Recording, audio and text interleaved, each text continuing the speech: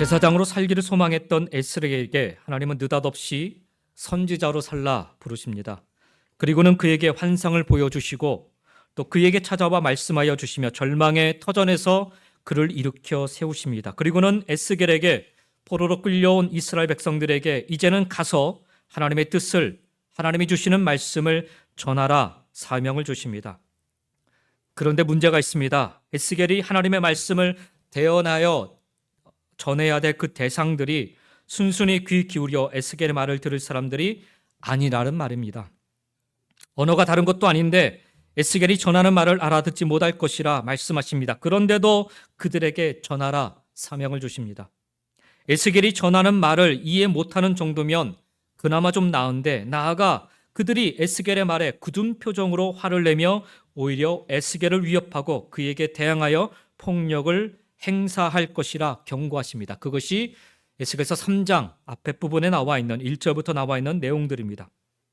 듣지도 않을 자들에게, 오히려 강하게 대적하려는 자들에게 왜 하나님은 에스겔로 하여금 하나님 당신의 뜻을 전하라고 부르신 것일까요? 강하게 거절하고 거칠게 외면하는 자들에게 우리는 굳이 하나님의 사랑을 전하고 그들을 섬기며 살아야만 하는 것일까요? 그렇게 해야만 하는 이유가 무엇입니까? 왜 에스겔은 그런 삶을 살아야 했으며 왜 우리는 예수를 믿는 자로서 우리 시대에 그와 같이 바보 같은 삶을 살아야만 하는 것일까요? 오늘 그것에 대한 대답으로 하나님은 에스겔을 파수꾼으로 세우셨기 때문이다 라고 말씀하십니다. 그렇습니다. 2500년 전 에스겔이나 2025년 오늘을 사는 우리나 동일하게 하나님께서는 파수꾼으로 불러 세워주셨고 파수꾼의 삶을 살라 말씀하고 계십니다. 그러면 파수꾼은 도대체 뭐 하는 사람일까요? 문자적으로 해석하면 파수꾼은 히브리어로 초페라는 단어인데 먼 곳을 응시하거나 어떤 사물을 관찰하는 혹은 소식을 기다리기 위해 사람들을 대신하여 높은 곳에 올라 망을 보는 사람을 뜻합니다. 우리 국어사전에는 경계하여 지키는 사람이라고 정의되어 있습니다. 그래서 일반적으로 파수꾼은 높은 망대에 올라 밤낮으로 배치되어서 적군의 모든 움직임을 지켜보는 중대한 임무를 수행하는 자, 그래서 어떤 위험이나 대적들의 그런 침입이 조금이라도 감지되면 나팔을 불거나 큰 소리로 외쳐서 나머지 백성들에게, 군대에게 상황을 일깨우는 그런 책임감을 갖는 사람을 뜻하는 말이기도 합니다. 오늘 본문에서도 이 같은 의미를 담아서 하나님께서는 에스겔에게 파수꾼으로서 그들을 깨우치라 이와 같이 명령하고 계십니다. 깨우치는 사명을 감당하는 자가 바로 파수꾼이라는 것입니다. 그런데 일반적으로 파수꾼은 적군을 살펴 적군으로부터의 위협을 미리 감지하여 알리는 일을 해야 하는데 오늘 본문 속에서 보면 에스겔에게 주신 이 파수꾼의 사명은 하나님의 뜻을 살펴서 그 말씀을 그대로 백성들에게 알리라는 것입니다. 이 원리로 보면요, 하나님이 이스라엘 백성들에게 마치 적군처럼 비춰지는 그런 말씀과도 같습니다. 조금 납득이 안 가지요. 그런데 실상 이스라엘 백성들은 하나님을 그와 같이 대하고 있었습니다. 우리를 멸망시킨 분으로, 우리에게 긍휼을 베풀지 아니하시고 우리에게 구원의 손길을 베풀지 아니하시고, 아니 오히려 우리에게 적군으로 다 빼앗겨 흩어질 수밖에 없는 그런 처지로 만드신 분. 그래서 그들에게는 아픔이 있어요. 하나님에 대한. 어찌 보면 왜 에스겔이 파수꾼으로 부름을 받았는가? 이스라엘 백성들에게 있어서 하나님을 그렇게 대하고 있기 때문이 아닐까라는 생각을 하게 됩니다. 하나님은 이스라엘 백성들을 향하여 하나님의 뜻을 알릴 그 사명으로 에스겔을 파수꾼으로 부르십니다.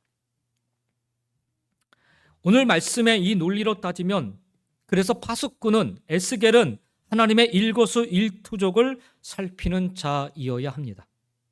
하나님의 행하시는 소식 하나하나를 자세히 살펴서 그래서 백성들에게 전하는 자이어야 합니다.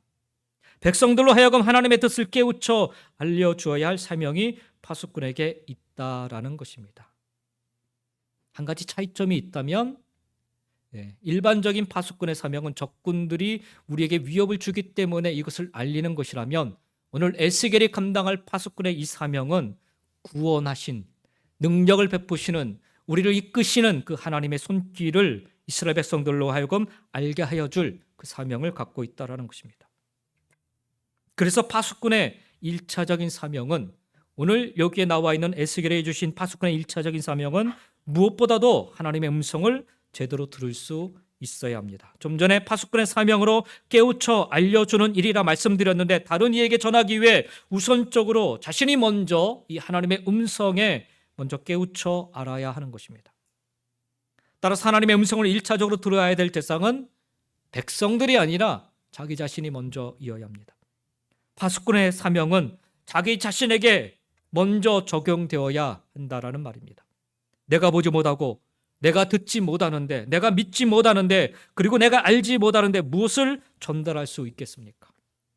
그래서 파수꾼의 사명은 내게 말씀하시는 하나님의 음성을 분명히 먼저 들을 수 있어야 합니다. 오늘 본문 16절에도 7일 후에 여호와의 말씀이 내게 임하여 이르시되라고 말씀하고 있습니다.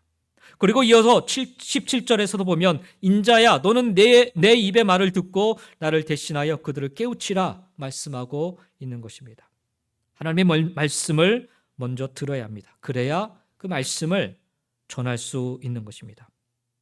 에스겔 시대에 예루살렘이 다시 회복되기를 간절히 소망하는 마음에 백성들이 듣고자 하는 소리를 전하고자 거짓 선지자들이 여기저기에서 일어났습니다. 소위 말하면 나도 파수꾼이요, 나도 파수꾼이요 하면서 여기저기에서 많은 거짓 선지자들이 일어났습니다. 그들은 하나님이 전하고자 하신 말씀, 즉 유다의 멸망과 예루살렘 성전의 파괴로 인한 심판 대신에 그저 사람들의 귀를 즐겁게 할, 그들의 마음을 들뜨게 할, 예루살렘은 곧 회복됩니다, 예루살렘 성전은 다시금 정상화를 이루게 됩니다라는 이런 사람들의 마음을 기쁘게 할 그런 이야기들을 전하는데 급급했습니다. 그래야 대접받을 수 있었고, 그래야 그 시대 나름 잘 먹고 잘 살 수 있었기 때문입니다. 그래서 하나님의 음성을 듣는 일에는 도무지 관심을 두지 않았던 것입니다. 그러나 진정한 파수꾼이라면 하나님의 음성을 먼저 들을 수 있어야 합니다. 내게 말씀하시는 바 하나님의 음성을 들어야 하고, 백성들에게 전하고자 하시는 하나님의 음성을 귀 기울여 들을 수 있어야 됩니다. 그러면 파수꾼으로서 전해야 될 말씀은 어떤 말씀인가? 오늘 본문의 말씀에 보니까 나를 대신하여 그들을 깨우치라 이렇게 이야기하고 있습니다. 이 말씀 그대로 이해하면 하나님을 대언하는 말씀이라 이해할 수 있을 것 같습니다. 일종의 대언자인 셈이죠. 그래서 이 대언자의 사명이라는 무게감 때문에 어깨에 힘을 주기 쉽습니다. 오늘날 말씀 사역을 하시는 많은 분들이 바로 이 대언이라는 사명감 때문에, 이 강단에 올라서서 하나님의 말씀을 대언한다라는 이 사명감 때문에 자칫 교만에 빠지기도 하는 것입니다. 오늘 본문의 포인트는 하나님을 대신한다라는데, 대언한다라는 데 있는 것이 아니라 주어진 말씀의 출처가 어디인가에 더 초점이 맞춰져 있습니다. 우리 한글 성경에는 원래 나를 대신하여라고 번역이 되어 있는데, 사실 이 나를 대신하여라는 것을 뜻하는 히브리어 밈엔니라는 단어는 문자적으로 해석하면 나로부터입니다. 나로부터. 따라서 문장 그대로 직역을 해보면 나로부터 오는 경고를 그들에게 주어라 라는 의미가 되는 것입니다. 에스겔이 파수꾼으로서 전해야 될 그 말씀의 출처가 바로 하나님이심을 바르고 온전하게 그들에게 전해야 한다라는 것입니다. 이것을 다른 말로 표현하면 네가 하고 싶은 말을 나의 이름을 빙자해서 전해서는 안 된다라는 말이기도 합니다. 또 다른 의미로는 나로부터 주어진 말이 아니면 그 어떤 말도 해서는 안 된다라는 뜻이기도 합니다. 이는 상황에 맞춰 하나님 말씀을 남용하거나 오용해서는 안 된다라는 의미이기도 합니다.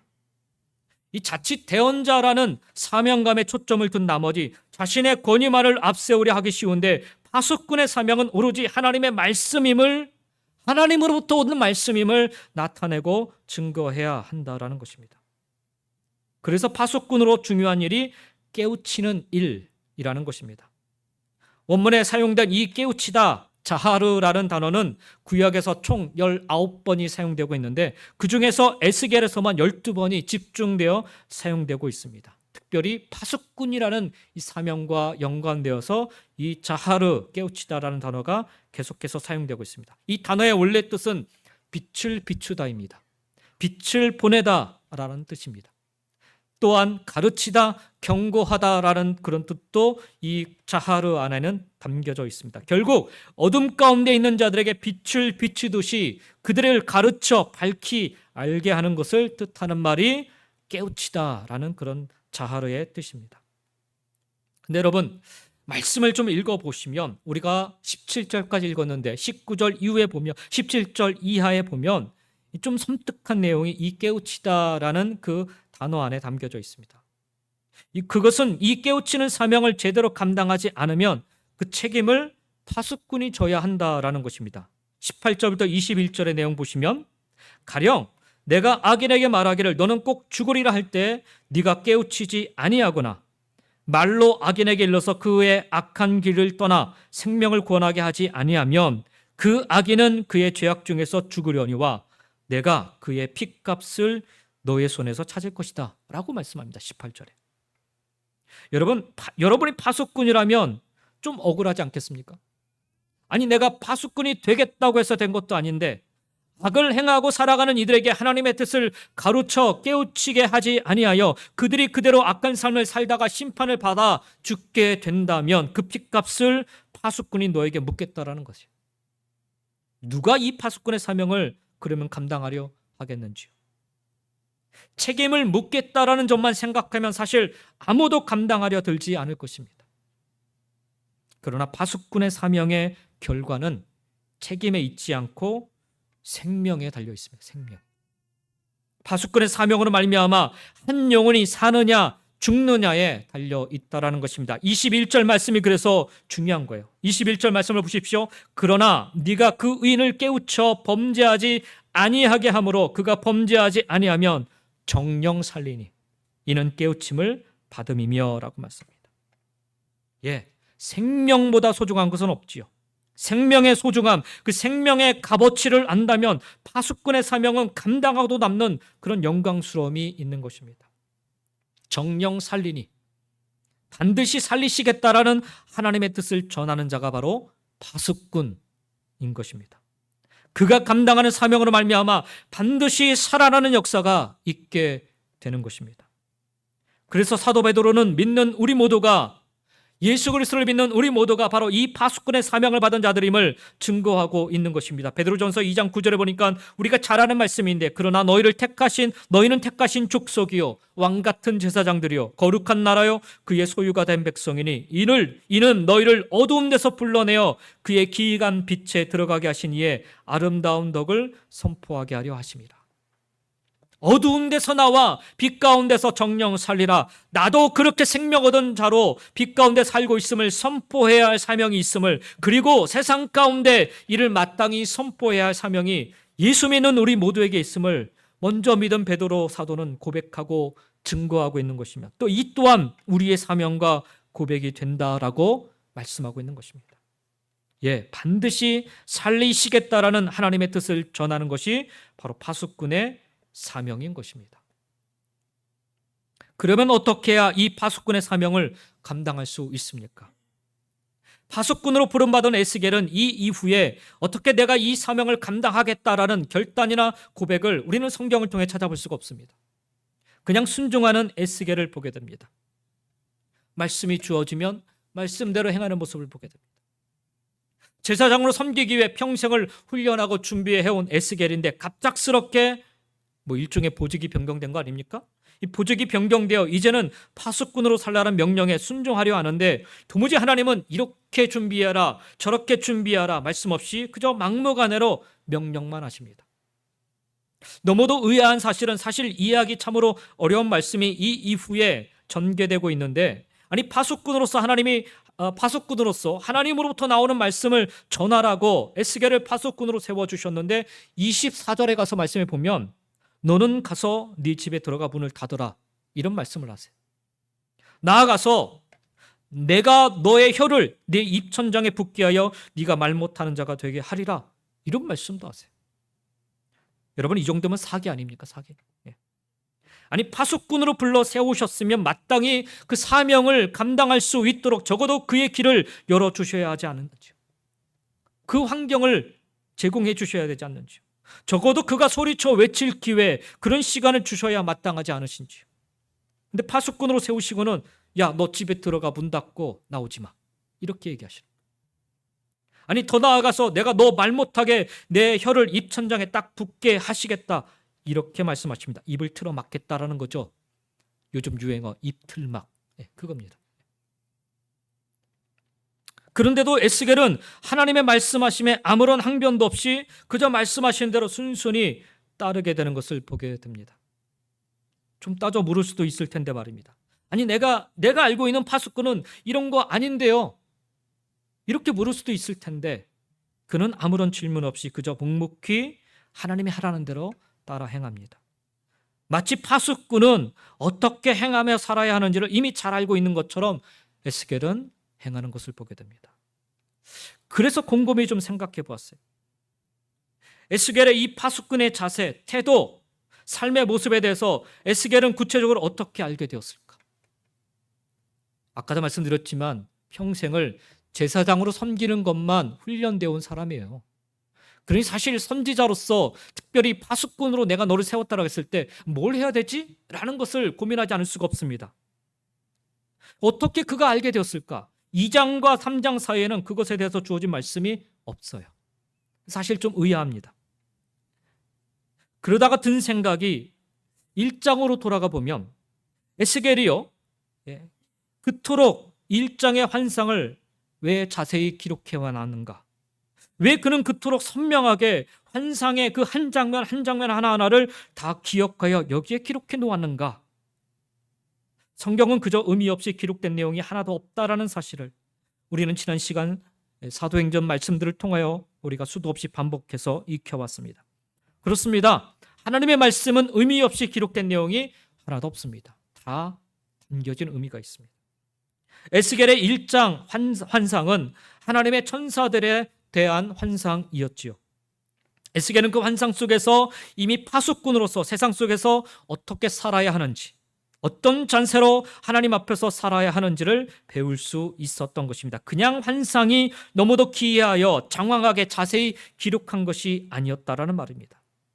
그래서 우리는 1장으로 다시 돌아가서 1장을 한번 펴시기 바랍니다. 1장으로 다시 돌아가서 그 환상 속에서 보여지는 여러 장면들을 통하여 파수꾼으로 살아갈 우리의 삶의 태도, 우리 삶의 자세, 우리 삶의 모습을 확인해 보면서 그와 같이 살기를 에스겔과 같이 결단하고 또 순종하며 살아갈 수 있어야겠습니다. 우선 1장 4절부터 14절에 나오는 내용을 보면 여호와께 수종드는 네 생물의 환상을 언급하고 있습니다.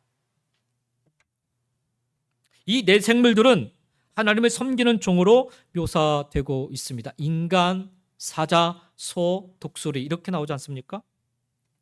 모든 만물의 대표성을 갖고 있다라고 얘기도 합니다. 자칫 잘못하면 나오는 이 인간이라든지 사자라든지 소, 또 독수리 이것에 대해서 영적인 의미를 우리가 부여할 수 있습니다.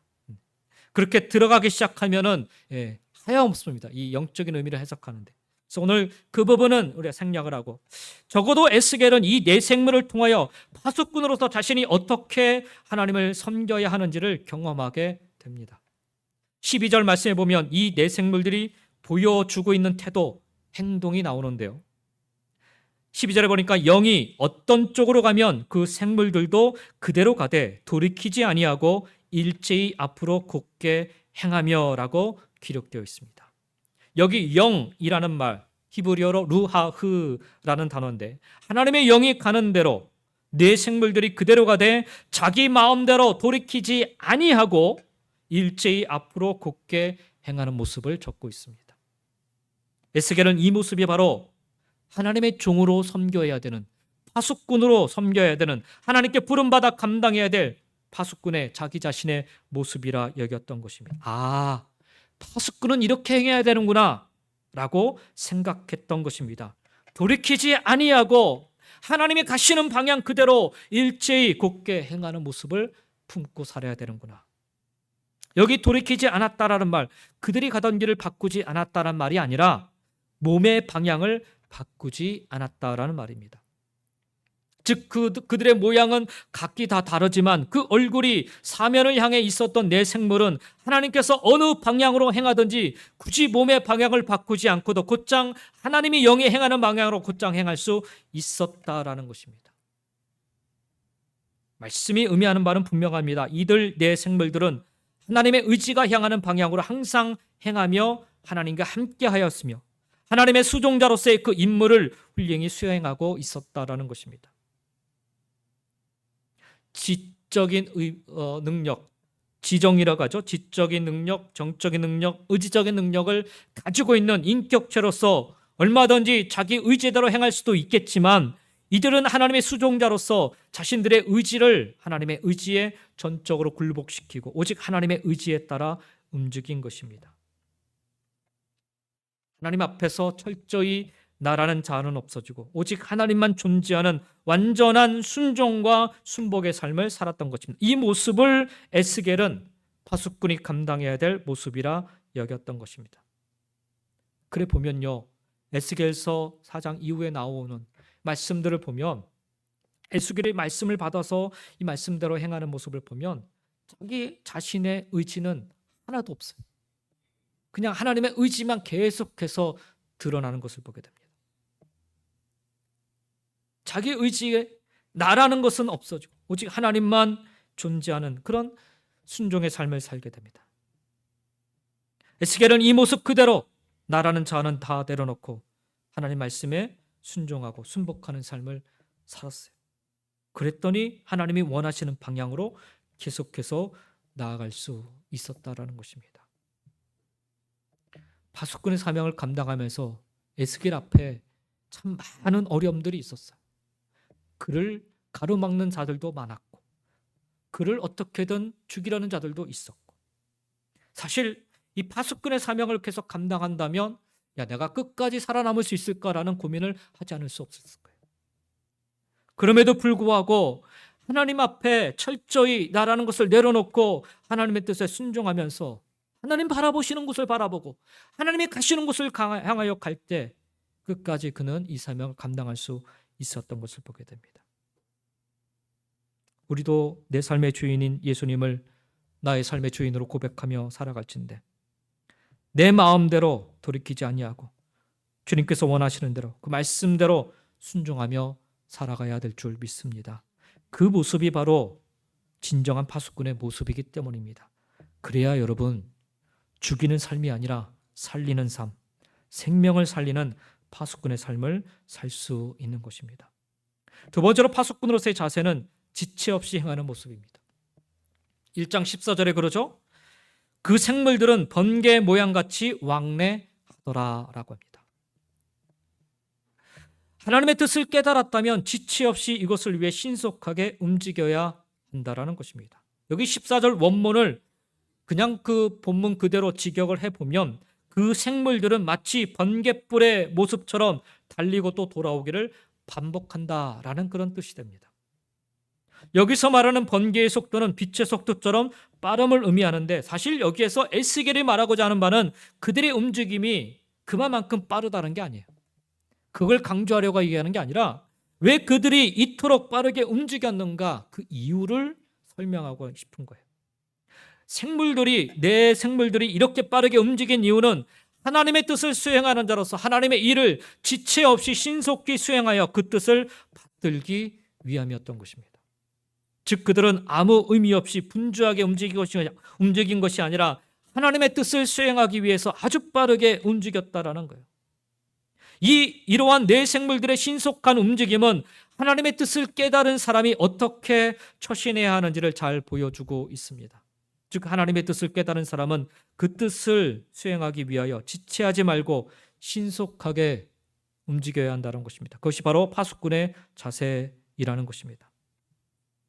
그렇게 에스겔은 하나님의 뜻을 듣자마자 지체 없이 움직여야 되는구나 라는 것을 깨닫고 자기 스스로 신속히 그렇게 행동으로 움직였던 것입니다. 누군가가 그러죠. 세상에서 가장 먼 거리는 머리에서부터 가슴까지라고. 머리로는 알겠는데 이 가슴으로 이해하고 느끼기가 그토록 오랜 시간이 걸리더라라는 말입니다. 하나님의 말씀이 그와 같으면 안 됩니다. 머리로는 잘 알겠는데 가슴으로 깨닫고 행동으로 옮기기에 머나먼 세월이 되어서는 안 된다라는 것입니다. 사실 세상 속 파수꾼의 사명을 감당해야 될 이스라엘 백성들이요, 그런 삶을 살았어요. 머리로는 누구보다도 하나님의 말씀을 잘 알았어요. 그런데 마음으로 깨닫지 못하고 그래서 행동으로 옮기지 못했던 거예요. 그래 결국 멸망받아 나라도 잃고 뿔뿔이 흩어질 수밖에 없었던 것입니다. 파수꾼으로 살아가야 하는 우리도 분명히 깨달아야 합니다. 우리도 여기 나와 있는 1장에 나와 있는 내 생물처럼 하나님의 뜻을 깨달았다면 그것을 지체 없이 신속하게 빠르게 수행해야 합니다. 여러분, 성경을 보면 아브라함이 하나님께서 그를 부르잖아요. 네. 아브라함아, 아브라함아, 내 친척 본토 아비 집을 떠나 내가 네게 지시할 땅으로 가라. 그 음성을 듣자마자 아브라함이 어떻게 행동합니까? 부르심에 즉각적으로 반응해서 그는 자기 집을 떠납니다.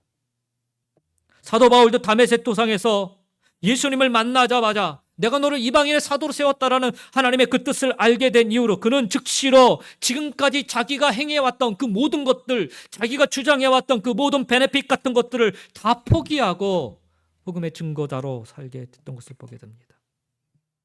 바로 이러한 즉각적 순종의 자세가 파수꾼에게 요구되는 자세였던 것입니다. 보면 에스겔도요, 하나님의 말씀이 떨어지자마자 주저하지 않습니다. 그냥 그대로 즉각적으로 그는 행했던 것을 보게 됩니다. 사랑하는 성도 여러분, 진정 여러분이 하나님의 뜻을 알고 있다면 그 일을 이루기 위해 신속히 몸을 일으키며 손과 발을 움직이시기 바랍니다. 여러분에게 하나님께서 무슨 일을 맡기셨다라면, 무슨 말씀을 주셨다라면 지금 그리고 즉시로 바로 그 자리에서 순종하심으로 하나님을 기쁘시게 하는 파수꾼들이 다 되시기를 주의 이름으로 간절히 축원드립니다. 그게 생명을 살리는 일인 것입니다. 끝으로 파수꾼은 하나님이 이끄시는 대로 가고 서야 합니다. 21절 말씀에 보면 1장 21절입니다. 그들이 가면 이들도 가고 그들이 서면 이들도 서고 그들이 땅에서 들릴 때에는 이들도 그 곁에서 들리니 이는 생물의 영이 그 바퀴들 가운데 있음이더라 말씀합니다. 가는 것과 서는 것, 우리 사람이 가진 가장 1차원적인 자유를 상징하는 말입니다. 우리는 우리의 의지를 가지고 자신이 원할 때 가거나 멈춰 섭니다. 만일 가는 것과 서는 것을 누군가에 의하여 통제받는다면 그것은 자유를 상실한 것과 마찬가지일 것입니다. 예를 들어 죄수나 노예는 자신이 원하는 대로 가거나 서지를 못합니다. 참으로 불행한 일이죠. 그러나 가고 서는 것을 통제받는 것이 모든 경우에 불행한 것은 아닙니다. 그것은 경우에 따라 유익한 경우도 있습니다. 예를 들면 우리가 자동차를 운전할 때 교통신호에 의해서 통제를 받지 않습니까? 운전자는 교통신호에 의하여서 가고 서는 것을 통제받습니다. 그것은 자유를 억제받는 일처럼 보이지만 사실은 안전하게 자신이 가고자 하는 목적지까지 가기 위한 유익한 통제인 것입니다. 그처럼 파수꾼은 하나님의 영에 의하여서 통제되어야 됩니다. 성령에 의하여 통제받아야 됩니다. 하나님의 신호에 따라 가고 서야 하며 말씀과 성령의 말씀이 가는 곳에 가고 말씀이 서는 곳에 서야 하는 것입니다. 하나님의 뜻을 이루기 위해서입니다. 하나님이 정하신 목적지까지 나아가기 위해서인 것입니다. 과거에 애굽에서 탈출한 이스라엘 백성들은 광야길에서 하나님의 임재의 상징물이었던 구름기둥과 불기둥의 인도를 받았지요. 구름기둥과 불기둥이 행하면 따라 행하고 그 기둥들이 멈춰서면 그 자리에 그들이 멈춰섰습니다. 그러했기에 그들은 무사히 가나안 땅에 들어갈 수 있었던 것입니다. 와도 마찬가지입니다. 파수꾼은 철저히 하나님이 이끄시는 대로 가고 서야 합니다. 그래야 하나님이 정하신 목적지에 안전하게 다다를 수 있습니다. 그래야 하나님이 정하신 뜻을 온전히 이룰 수가 있는 것입니다. 막 앞서가고 싶을 때라도, 막 요리조리 피해서 막 그냥 가고 싶을 때라도 하나님의 말씀 안에서 성령이 이끄시는 대로 멈춰 서기도 하시고 나아가기도 하시기를 주 이름으로 간절히 축원드립니다. 그러다 보면 어느새 우리는 내가 원하는 목적지가 아니라 하나님이 원하시는 그 목적지에 서게 된 모습을 보게 될 것입니다. 에스겔은 22년간 그렇게 하나님이 이끄시는 대로 가고 서기를 반복하며 살았습니다. 그래서 행복했나요? 라고 누군가가 물을 수 있을지 모르겠어요. 에스겔서를 천천히 읽어보시면 그래서 행복했나? 이 질문에 쉽게 대답하기가 어렵습니다. 그가 전한 메시지보다 그가 당한 고난이 감당하기 어려울 정도로 너무나 크게만 보이기 때문입니다.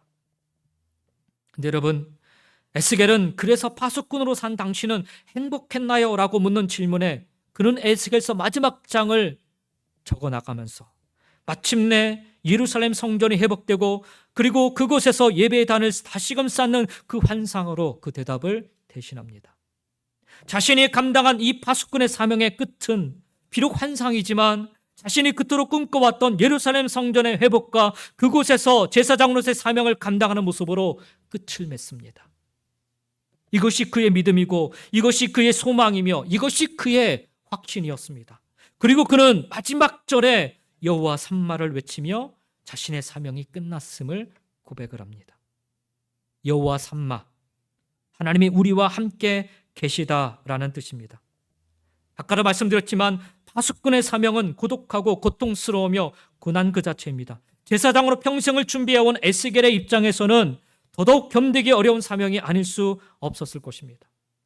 그럼에도 불구하고 그는 이 파수꾼의 사명을 다 마친 후에 하나님이 우리와 함께 하십니다 라고 외치며 역사의 무대에서 내려오는 것을 보게 됩니다. 하나님이 없다, 하나님이 우리와 함께하지 않는다라고 외치고 주장하는 그 세상에 하나님이 여전히 우리와 함께 하십니다를 외쳐 하나님 살아계심을 믿게 하고 그리하여 하나님의 약속을 붙잡고 회복될 그 다음 세대를 준비케 하는 일에 쓰임받게 되었으니 충분히 그는 행복했으리라 믿어 의심치 않습니다. 왜 하필 파수꾼이었을까? 라고 물을 수 있을지 모르겠어요. 근데 여러분, 전쟁을 경험해 본 사람이라면, 그 전쟁을 통하여 나라가 망하여 가고 포로로 끌려온 이들이라면 이 파수꾼의 사명이 얼마나 소중한지를 이미 잘 알고 있을 것입니다.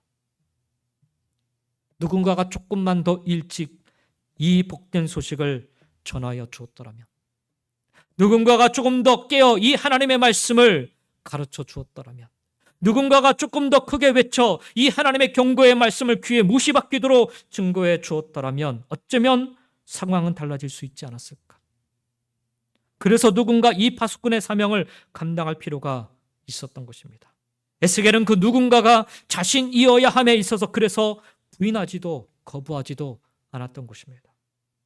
전쟁을 경험해 보았기 때문에, 나라가 망하여 감을 보았기 때문에, 포로로 끌려와 보았기 때문에, 이방 땅에서 비참한 삶을 살아 보았기 때문에 내 남은 인생 파수꾼으로서 이 사명을 감당함으로 누군가를 정령 살릴 수 있다라면, 파수꾼의 사명으로 인하여서 회복의 때에 남은 자들이 다시금 일어설 수만 있다라면 그날에 반드시 다시금 일으켜 회복시켜 주신다라고 약속해 주셨는데 그 일을 위해 우리의 다음 세대를 준비케 할 수만 있다라면 내 남은 인생 파수꾼의 사명을 감당하는 일이 뭐 대수일까? 사랑하는 성도 여러분, 하나님은 오늘 우리가 살아가는 이 시대를 향해 외칠 복음의 파수꾼을 찾고 계십니다. 여러분 한 사람 한 사람이 여러분의 자녀들을 위하여서 외칠 복음의 파수꾼이 되기를 간절히 원하십니다. 우리가 사는 이곳에서 살아계신 하나님을 능히 증거할 복음의 파수꾼을 모집하고 계십니다. 마지막 그날까지 여호와 삼마, 하나님의 우리와 함께 하십니다라고 외치는 이 시대의 진정한 파수꾼으로 살아보려 하지 않으시겠는지요?